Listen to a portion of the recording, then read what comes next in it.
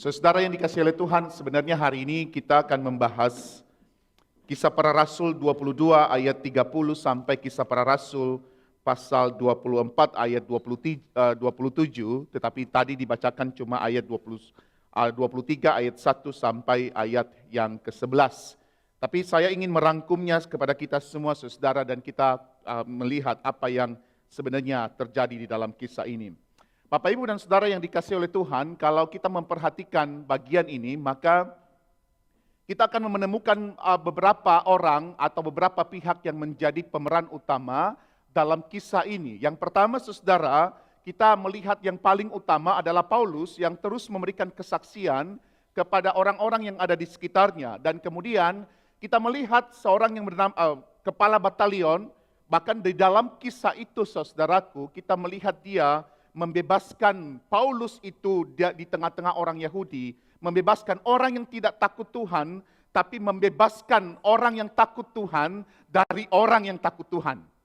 Itu kepala batalion. Sangat ironis saudara, kepala batalion tidak kenal itu Injil, tidak kenal itu Yahweh, tapi dia memberikan kebebasan kepada Paulus. Dia memberikan kesempatan kepada Paulus untuk berbicara di tengah-tengah orang yang mengklaim diri sebagai orang yang takut akan Tuhan. Yaitu siapa?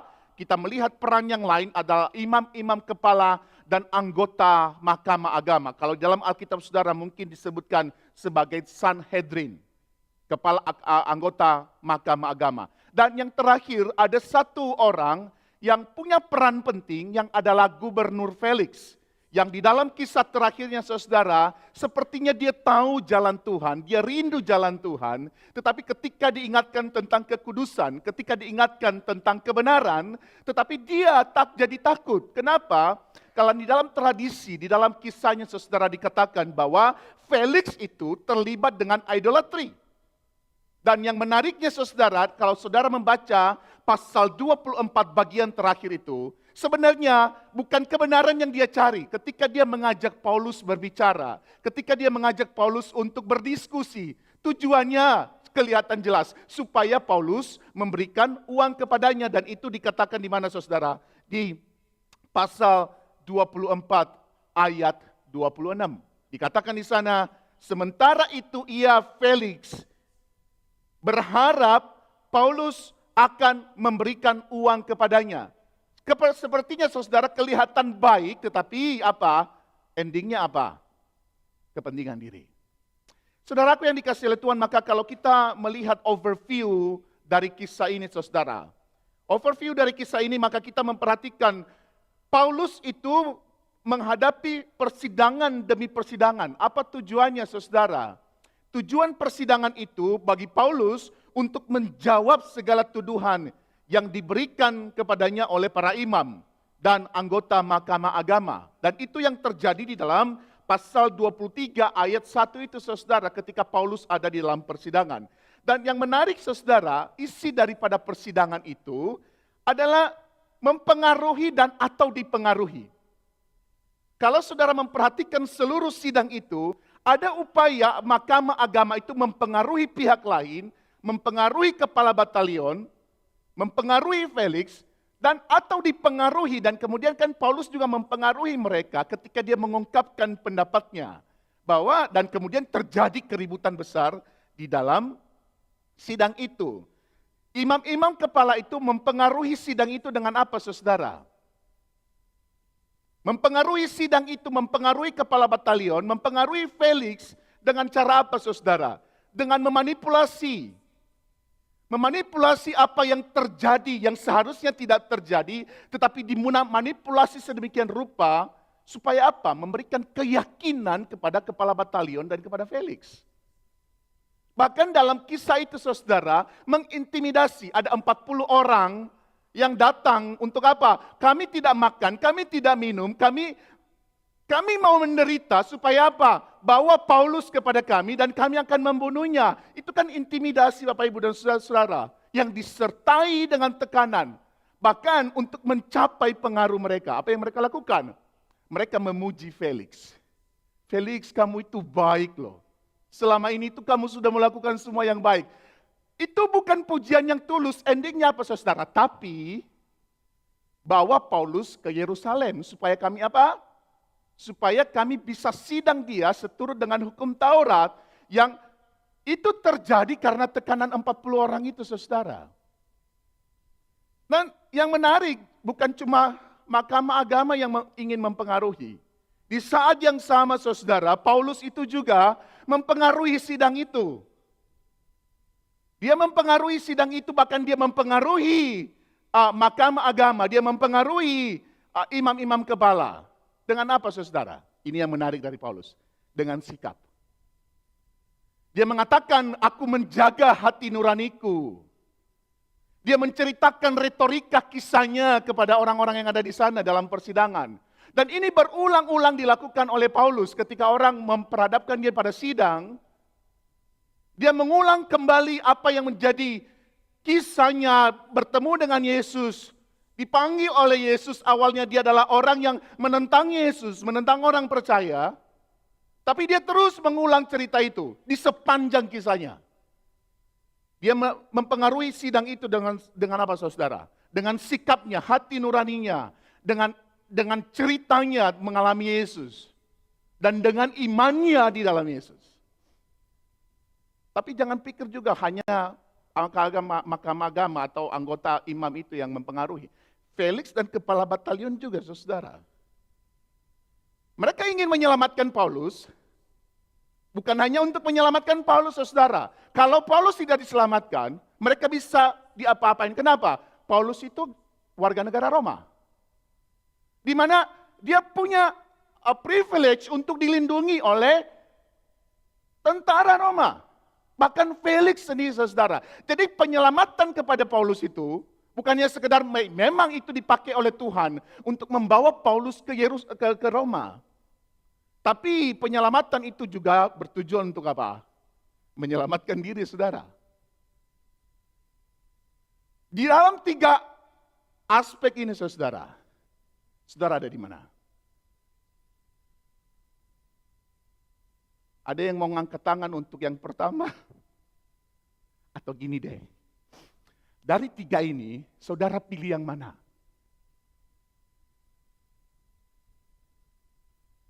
Oh, nggak pilih apa-apa. Itu main aman, saudara. Saudara juga sedang memanipulasi sebenarnya. Dari 3 ini, saudara pilih yang mana? Yang pertama angkat tangan. Oh, puji Tuhan, jemaat kita baik-baik, Om. Yang ketiga, yang mana? Yang kedua, siapa yang kedua? Nggak ada juga. Aduh, percuma saya teriak-teriak keras di depan sini, saudara ternyata saya tidak bisa pengaruhi. Saudara sudah punya, Om. Pak Melki, enggak. Pak Melki mah cuma omong kosong di depan. Saudara harus memilih yang mana di 3 bagian ini. Mempengaruhi dunia ini. Saudaraku, kondisi seperti ini sebenarnya tidak jauh beda dengan dunia kita hari ini, bukan? Kita bahkan diperhadapkan dengan kondisi seperti ini. Mempengaruhi orang lain atau dipengaruhi pihak lain bukan sesuatu yang asing buat kita, bukan? Sesuatu yang sangat related dengan kita. Sesuatu yang dekat sekali dengan kita. Bahkan beberapa waktu terakhir ini, saudara, saya membaca buku dari Yamini Aidu, judulnya Power Play. Ini bukan buku Kristen, saudara. Ini buku dunia, tapi syarat dengan makna kekristenan di dalamnya. Dia mengatakan begini, life usually lets you choose whether to influence others or to be influenced by them. Ini kan hidup kita setiap hari, bukan? Kita dipengaruhi atau mempengaruhi orang. Kita memberikan pengaruh yang baik kepada orang atau justru dunia ini mempengaruhi kita dengan segala nilai yang dia tawarkan kepada kita. Dan ini yang terjadi di dalam Paulus, Felix, dan teman-temannya itu. Saling mempengaruhi. Yang menjadi persoalan, siapa yang lebih kuat, itu menurut saya yang akan menang. Siapa yang akan lebih kuat, itu yang akan menang. Dunia hari ini, saudara, ini realita yang terjadi. Dunia hari ini sedang memberikan pengaruhnya kepada orang percaya. Sadar atau tidak sadar, setiap kita yang hadir di ruangan ini, setiap Bapak Ibu yang ada di online, Sadar atau tidak sadar, dunia ini sedang mencoba mempengaruhi kita. Mencoba mengait kita jauh dari Tuhan. Mencoba menghajar kita dengan segala intimidasi, manipulasinya. Tapi di saat yang sama, saudara, ini yang menjadi menarik. Kita terus berjuang untuk apa? Memberikan pengaruh kepada dunia ini. Kita terus berjuang untuk menyatakan pengaruh kita kepada dunia ini. Saya yakin saudara, gambar berikut ini saudara tahu. Ada yang tahu cerita ini? Tanda phone itu tiba-tiba pagi-pagi, pas saya lagi di depan komputer, tiba-tiba tanda phone pop up di WhatsApp saya. Ternyata beritanya ini. Saudara, terlepas dari pilihan politik, terlepas dari pilihan siapa yang dia pilih menjadi presiden dan segala macamnya, tapi ada satu yang menarik dari orang ini. Dia terus mempengaruhi anak-anak muda untuk mencari Yesus, menemukan Yesus. Dia terus mempengaruhi anak-anak muda untuk apa? Untuk hidup di dalam kekudusan. Dia terus mempengaruhi anak-anak muda untuk apa? Untuk menemukan kebenaran. Dia terus melawan apa? Dia melawan aborsi, dia melawan yang, nggak apa-apa saya ngomong di sini, LGBTQ, dia terus melawan transgender, dan dia terus menerapkan nilai-nilai kekristenan di dalam setiap perbincangannya. Terlepas dari pilihannya. Tapi ini realita yang terjadi. Ketika dunia mencoba mempengaruhi, mesti hadir orang-orang percaya yang terus berjuang untuk menyatakan pengaruh pada dunia ini. Dan itulah yang dilakukan oleh Paulus, saudara. Ketika dia berhadapan dengan mahkamah agama, berhadapan dengan kepala batalion dan Felix. Lalu apa yang kita pelajari hari ini sebagai orang yang percaya kepada Tuhan? Sebagai orang-orang yang sudah ada di dalam Yesus, apa yang harus kita lakukan? Bagaimana kita orang percaya mempengaruhi dunia ini yang penuh dengan intimidasi, penuh dengan manipulasi, penuh dengan tekanan. Bagaimana kita bisa memenangkan pertarungan pengaruh dalam dunia ini? Ada yang bisa kasih jawaban ke saya? Bagaimana? Apa yang harus kita kerjakan? Belajar dari Paulus, saudara. Maka yang pertama yang Paulus kasih kepada kita, dia bicara tentang konsistensi. Kalau saudara melihat perjalanan Paulus dari ketika dia menemukan Yesus, terus kemudian dia terus berbicara kepada orang, apa yang dia lakukan? Dia bercerita konsisten. Dia menceritakan kisahnya itu konsisten, tidak berubah-berubah. Dia menceritakan imannya itu selalu konsisten.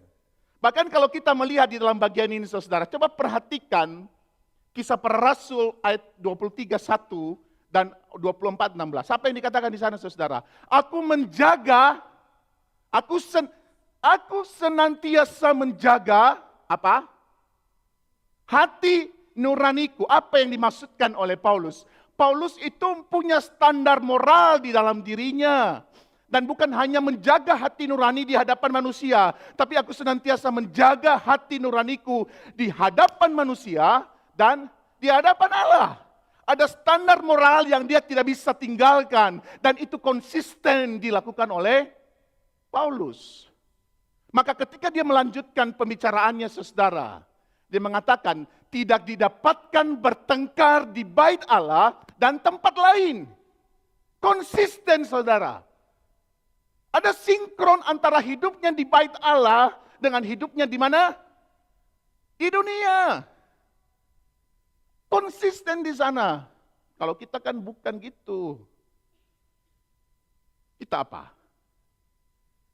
Kita konsisten gak hidup kita? Sinkron gak hidup kita? Dalam gereja aja kita bertengkar, apalagi di luar kan? Atau kita baik-baik di depan pendeta, di luarnya apa? Saya kadang-kadang ketemu anak muda. Anak muda itu begini, saudara. Kalau ketemu saya, obrolannya itu baik. Tidak maki. Ini kan anak muda ya, ini anak muda. Karena anak muda itu kan simple banget, saudara. Tidak ngomong yang jorok. Tapi coba, saudara, kalau dia ketemu temannya yang sesama temannya, kebun binatang itu muncul semuanya, saudara. Itu hal sederhana. Kata Tante Fona, gak boleh. Emang gak boleh? Kalau kita orang dewasa, apa yang sering kali terjadi dengan hidup kita? Yang tidak sinkron. Ketika kita ada di dalam gereja itu kelihatan, oh kemuliaan Tuhan diwujudkan. Tapi ketika kita di luar sana, gak mungkin kita bisa memenangkan dunia ini tanpa konsistensi. Dan itu yang dilakukan oleh Paulus, dilanjutkan di dalam 24:14. Percaya kepada Allah nenek moyangnya. Saudara, menarik loh kehidupan Paulus, sekalipun dia sudah mengikuti jalan Tuhan, dia percaya loh pada Allah Yahweh itu. Dia tidak berubah loh. Tapi dia menemukan additional yang pasti, yaitu Yesus. Yahweh itu dikenal di dalam Yesus. Dia tidak meninggalkan kultur daripada Yahudi. Dia tidak meninggalkan identitasnya dari Yahudi. Dia tetap percaya kepada Yahweh. Tapi di saat yang sama dia percaya kepada Yesus sebagai perwujudan dari Yahweh itu. Konsisten dalam hidup. Menaruh pengharapan sama dengan orang Yahudi. Kepada siapa? Kepada Yahweh. Kepada Tuhan Allah. Konsisten hidupnya. Tidak ada yang tidak konsisten. Saudara, dalam segala hal, konsistensi itu diperlukan. Amin. Dalam segala hal, konsistensi itu diperlukan. Ada yang suka pizza?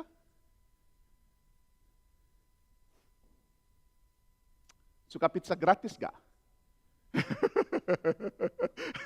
Kalau gratis kita baru, mata kita terbuka saudara. Beberapa waktu yang lalu, ini saya tidak kasih pizza buat saudara ya, bukan. Beberapa waktu yang lalu, saya sama ada satu anak muda, saya harus jemput pizza di rumahnya, karena dia salah kirim alamat. Jadi dia mau pesan pizza, harusnya kirim ke sini, tapi dia salah pencet, ternyata kirim di rumahnya. Lalu kita pergi ke sana, ambil, kita lama, sekitar 15 menit. Di dalam aplikasinya, sudah terkirim, pizzanya sudah terkirim. Dia cari seluruh di mana sih pizza ini, nggak ketemu. Lalu dia komplain lah ke providernya. Lalu komplain bahwa pizza belum sampai dan saya tidak menemukan pizza. Lalu apa yang terjadi saudara? Uangnya dibalikin. Uangnya dibalikin, kita pulanglah.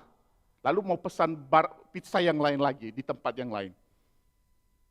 Tengah-tengah perjalanan pulang, hampir sampai gereja, temannya yang ada di tempatnya bilang, pizza datang. Pizza datang. Pikiran saudara, kalau saudara ada di situ ngapain? Oh, makan malam gratis. Pizza enak. Gak perlu bayar. Mantap. Gitu kan saudara kita? Gitu gak sih? Kalau yang kita orang Indonesia itu suka banget yang gratis, saudara. Saya jujur ngomong. Apalagi yang gini-gini. Oh, gampang banget kita terima. Oh, puji Tuhan, haleluya, hari ini pizza gratis. Tapi ada yang menarik, saudara. Pikirannya satu. Gimana dengan drivernya dalam pembicaraan kami? Gimana dengan drivernya? Akankah dia kena masalah? Akankah gajinya dipotong? Saudara, hati saya terenyuh ketika mendengar itu. Kenapa? Ini anak memikirkan, bukan gratisnya. Tapi value yang ada di dalam dirinya itu konsisten terjadi. Tidak ada perbedaan yang dia lakukan saudara dengan pizza, saudara. Tapi value itu dipertahankan sebagai nilai yang tidak terbantahkan. Dalam segala sesuatu konsistensi itu diperlukan dan itu yang dilakukan oleh Paulus. Saudara kalau mau hidup sehat, konsisten enggak? Enggak mungkin hari ini, enggak mungkin kalau mau hidup sehat, olahraganya cuma hari ini, tunggu tahun depan. Itu namanya enggak konsisten. Gak mungkin kalau kita mau diet, kita bilang, besok aja. Enggak, konsisten hidup sehat. Hidup kudus itu harus konsisten. Konsisten menjaga hati. Konsisten menjaga tindakan. Konsisten mengarahkan hidup pada Allah. Yang konsisten terlihat dalam kehidupan kita sehari-hari. Izinkan saya mengisahkan ini kembali, saudara, tentang kehidupan kudus. Ini di antara anak muda. Saya pernah cerita ini di tengah-tengah jemaat. Kalau dua anak muda, laki-laki dan perempuan pacaran, jalan-jalan overnight di tempat yang lain. Sewa kamar berapa?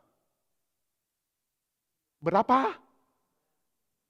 Dulu Tante Fona 2, kalau ada. 2, yakin 2. Mari kita jujur, yakin 2 enggak? Mari kita, mari kita uji kekonsistenan jemaat IPC jam 8 pagi. 1 atau 2?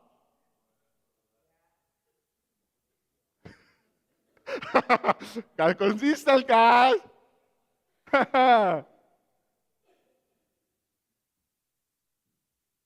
1 atau 2?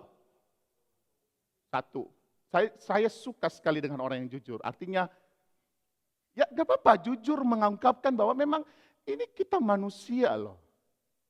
Terus kalau udah 1 kamar, tidurnya gimana? Oh, satunya di WC. Saya tahu pasti yang tidur di WC itu laki-lakinya. Saya selalu menduga, saudara. Kan saya tidak ada di dalam kamar itu. Dan saya akan berpikir positif bahwa mereka itu orang yang takut Tuhan. Jadi mereka sudah bawa Alkitab,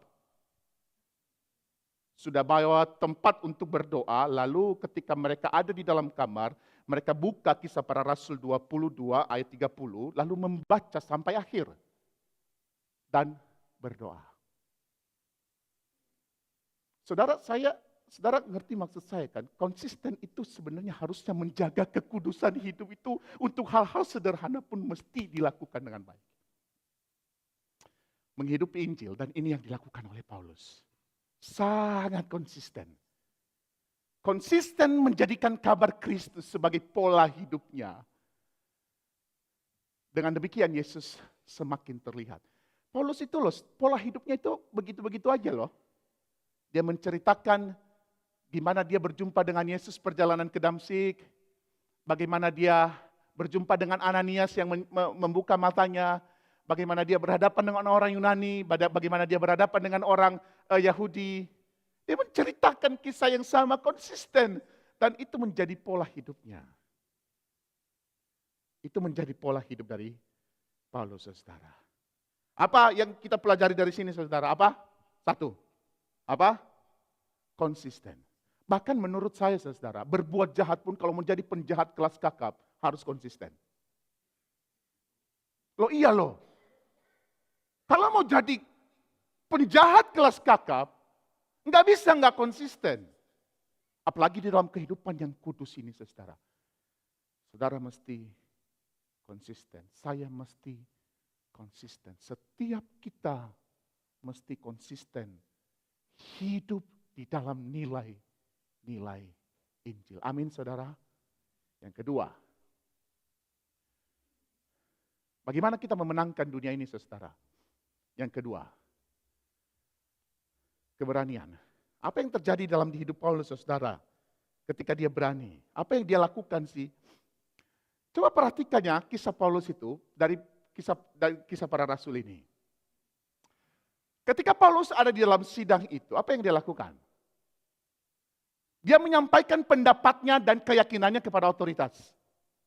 Dia mengatakan, aku menjaga hati nuraniku, dan kemudian aku tidak pernah berantem, aku tidak pernah melakukan yang huru-hara, semua dia katakan kepada otoritas.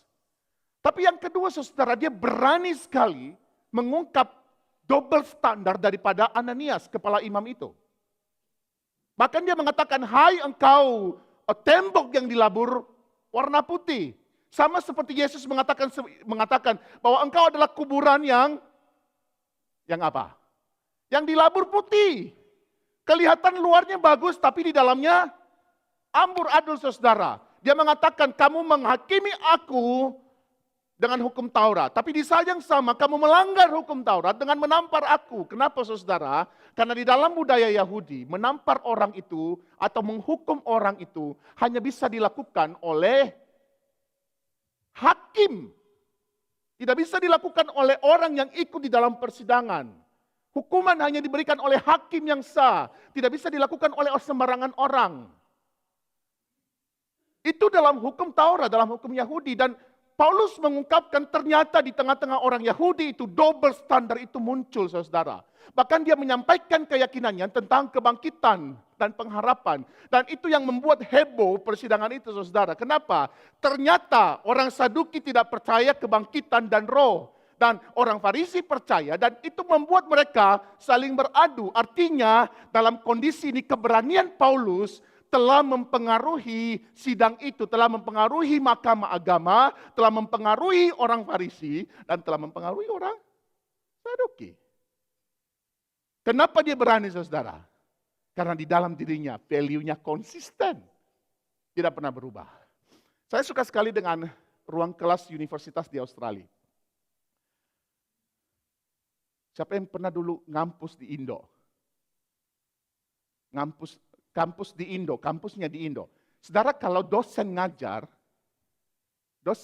saudara berani bertanya nggak di tengah-tengah dosen ngajar? Kenapa? Takut dimarahin, kata Tante ini. Tapi kalau saudara yang kuliah di Australia, saudara ngapain kalau dosen lagi ngajar? Saudara boleh bertanya nggak tiba-tiba? Boleh, kenapa? Ya itu ruang kuliah dan untuk bertanya itu dibutuhkan keberanian bukan? Artinya apa sebenarnya? Dunia kita ini sudah membuka ruang itu loh. Dunia kita itu sudah membuka ruang, bahkan kalau kita bisa katakan Sydney itu sudah membuka ruang untuk berani mengatakan apa yang seharusnya kita perlu katakan. Dunia kita sudah membuka ruang ini saudara. Dan keberanian Paulus didasarkan pada apa? Pada keyakinan, pada value yang ia pegang, pada identitas yang ia miliki sebagai apa? Sebagai pengikut Tuhan dan sekaligus sebagai warga negara Roma. Dan keberanian itu didrive oleh misinya yang dia dapatkan dan dia bawa ke Roma. Dan itu yang kita lihat di dalam Kisah Para Rasul ayat 23 sampai ayatnya ke-11. Bagaimana kita bisa mendapatkan keberanian ini saudara? Saudara perlu tahu identitas diri. Kalau kita tidak tahu siapa kita tidak tahu apa yang kita yakini, kita tidak yakin pada apa yang kita yakini, bagaimana kita bisa berani? Saudara ada yang nonton film ini enggak? Kalau saudara sudah nonton film ini, tandanya saudara sudah tua. Kita sudah tua, saudara. Ini film dibintangin oleh Julia Roberts. Dalam film itu, saudara, ada seorang perempuan yang hidupnya berantakan. Dia tidak tahu siapa dirinya karena perceraian, karena berbagai masalah. Lalu dia mengambil keputusan untuk mengunjungi 3 negara. Yang pertama dia kunjungin apa? Bukan Bali. Yang pertama dia pergi kemana? Ke Italia. Cari apa? Cari makan. Sama kayak kita orang Indonesia. Kalau kita jalan-jalan cari apa? Kalau saudara kalau ke Bali cari apa? Cari makan. Babi guling enak kan?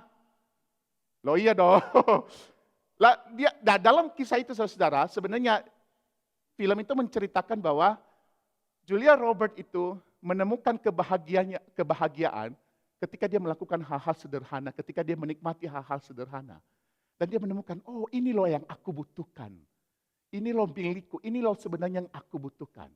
Lalu kemudian setelah selesai dia tahu siapa, apa yang dia butuhkan, lalu dia pergi kemana? Ke India. Ngapain? Meditasi di sana saudara. Dia tahu, dia terhubung dengan apa? Dengan yang spiritual di sana.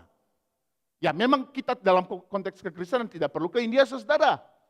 Kita sudah menemukan di dalam Yesus kehubungan kita secara spiritual itu kepada Yesus. Tapi dia menemukan dirinya di sana. Ketika dia terhubung dengan sesuatu yang beyond, yang divine, lalu dia menemukan dirinya.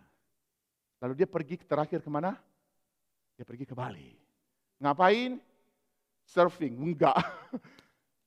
Ngapain ke Bali? Cari babi guling. Mungkin iya ketika dia tidak di syuting film. Tapi dia pergi ke Bali, menemukan cinta di sana. Dan kemudian film itu selesai, saudara, menceritakan bahwa Julia Robert menemukan dirinya. Dan dia meyakini hidup itu dan menjalaninya. Saudara, saya dan saudara tidak perlu harus ke Italia karena saudara sudah pernah pergi ke sana. Tidak perlu ke India karena saudara sudah pergi ke sana. Tidak perlu ke Bali karena saudara sudah sering ke sana. Tapi saudara perlu datang kepada Yesus. Amin. Untuk menemukan identitas itu. Dan itu yang sudah dilakukan oleh Paulus. Dia menemukan Yesus. Dan karena Yesus itu, dia berani mengatakan sesungguhnya, apa yang sesungguhnya kepada agama-agama.